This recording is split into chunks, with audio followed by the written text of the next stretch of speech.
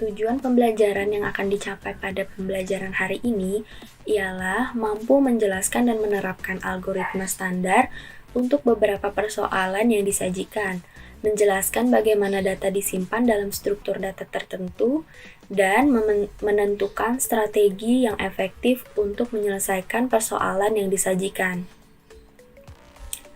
Nah, mungkin bagi Anda sebagai siswa belum mengetahui atau belum mengenal apa itu berpikir komputasional. Berpikir komputasional di sini kita akan berlatih berpikir seperti seorang ilmuwan informatika. Tetapi bukan berarti berpikir seperti komputer, karena komputer adalah sebuah mesin.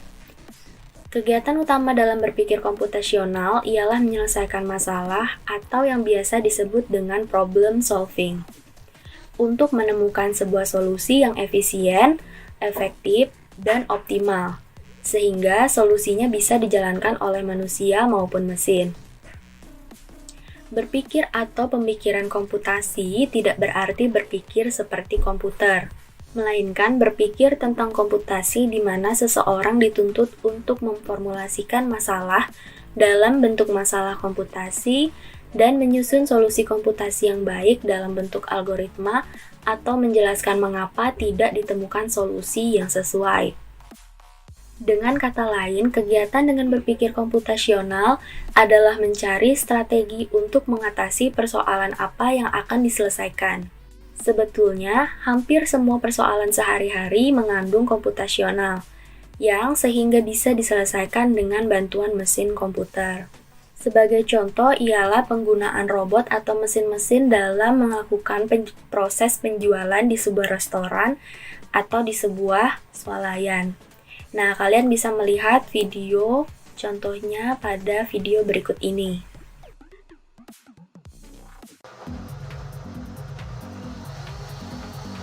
Jus buah yang diracik tanpa tangan manusia. Itulah teknologi masa depan yang sudah dikembangkan saat ini oleh sebuah usaha rintisan di Silicon Valley, California. So Blended is a completely autonomous and contactless robotic kiosk that prepares healthy, fresh, and delicious smoothies that you can customize to your taste. Dulu teknologi seperti ini mungkin dianggap barang mewah, tapi di era pandemi dan pembatasan sosial, semakin banyak perusahaan meliriknya. Lalu peracik salad Sally yang dikembangkan Chowbotics juga laku keras, penjualannya meningkat 60% sejak Maret. Berpikir komputasional adalah metode untuk menyelesaikan persoalan dengan menerapkan teknik ilmu komputer atau informatika. Tantangan Bebras menyajikan soal-soal yang mendorong siswa untuk berpikir kreatif dan kritis dalam menyelesaikan persoalan dengan menerapkan konsep-konsep berpikir komputasional. Ada 4 faktor penting dalam berpikir komputasional. Yang pertama adalah dekomposisi atau decomposition, kemudian ada abstraksi atau abstraction, lalu ada pola pengembangan atau pattern recognition, dan ada algoritma atau algorithms.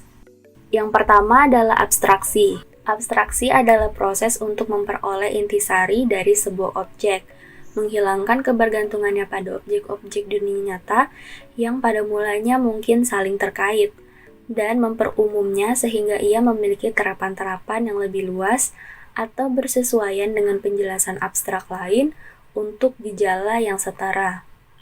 Kemudian yang kedua ada dekomposisi.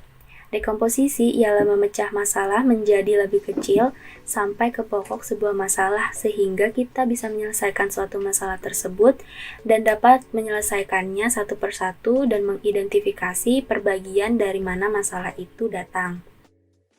Yang ketiga ada pola pengembangan, yaitu mencari pola yang biasanya di dalam sebuah masalah terdapat pola-pola tertentu untuk memecahkannya.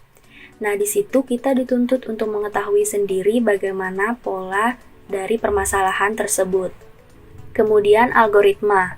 Algoritma dalam mengembangkan petunjuk pemecahan masalah yang sama secara step by step, langkah demi langkah, tahapan demi tahapan sehingga orang lain dapat menggunakan langkah atau informasi tersebut untuk menyelesaikan permasalahan yang sama.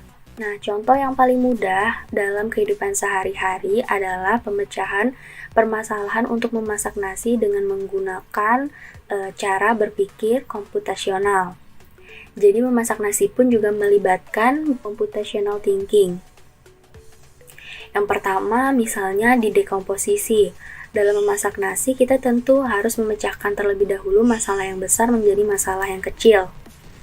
Seperti menyiapkan beras, air, tempat nasi, dan juga rice cooker. Kemudian ada pengenalan pola.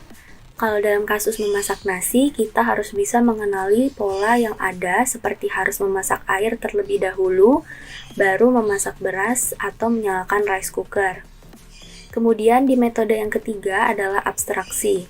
Seperti contoh, beberapa banyak beras yang kita butuhkan untuk makan nanti. Dan yang terakhir adalah algoritma.